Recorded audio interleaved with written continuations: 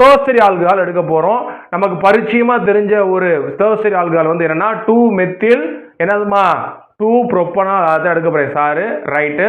அங்க பார்த்த மாதிரி அதே தான். அந்த சல்ஃபரிக் ஆசிட் சார் எப்படி எழுதுறேன் அப்படின்னா HOSO3H எழுதிக்கிறேன். அப்ப என்ன நடக்கும் அப்படின்னா இந்த ஆக்சிஜன் போய் அதை அட்டாக் பண்ணி நமக்கு என்ன பண்ணும் அப்படின்னா புரோட்டனேட் ஆல்கஹாலா மாறும். இந்த பாண்ட் இங்க போயிடும். இது OSO3 மைனஸா என்ன பண்ணிரும் அப்படின்னா வெளியே போயிடும். ரைட்டா? ரைட். இப்போ எப்படி எழுதுறேன்னு கவனிங்க. என்ன மாதிரி மாறுதுன்னு. அங்க பார்த்த அதே தான் CH3 C CH3 CH3 அப்புறம் என்ன வரும் OHH புரோட்டனேட்டட் ஆல்கஹாலா மாறிடுச்சு.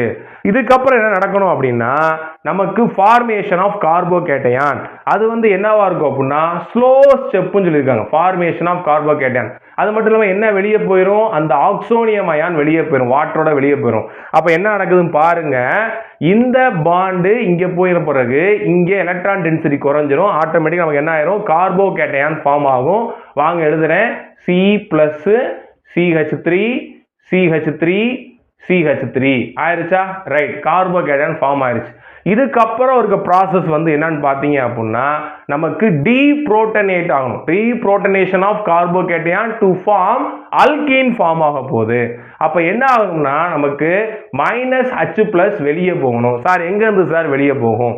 ஸோ இந்த 3 மெத்தில யாரோ ஒரு ஆள் தான் கொடுக்க போறாங்க. உங்களுக்கு புரியறதுக்காக சார் என்ன பண்ண போறேன் இந்த மெத்தில CH2H அப்படின்னு எழுதிக்கிறேன். ரைட்டா? ரைட். இப்போ என்ன ஆகும் அப்படின்னா இந்த H+ இந்த பாண்ட் இங்க போன பிறகு இது H+ வெளியே போயிடும்.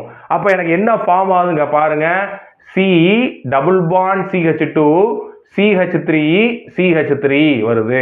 இது என்ன காம்பவுண்ட் சார்? பேர் என்ன சார் அப்படின்னு பாத்தீங்கன்னா 1 2 3 அதாவது 2 மெத்தில் ப்ரோப்பு. ஏன்னா 3 கார்பன் இருக்கு. மீத்து ஈத்து ப்ரோப்பு 1 ஈன் அதுக்கு ஃபார்ம் ஆகுது.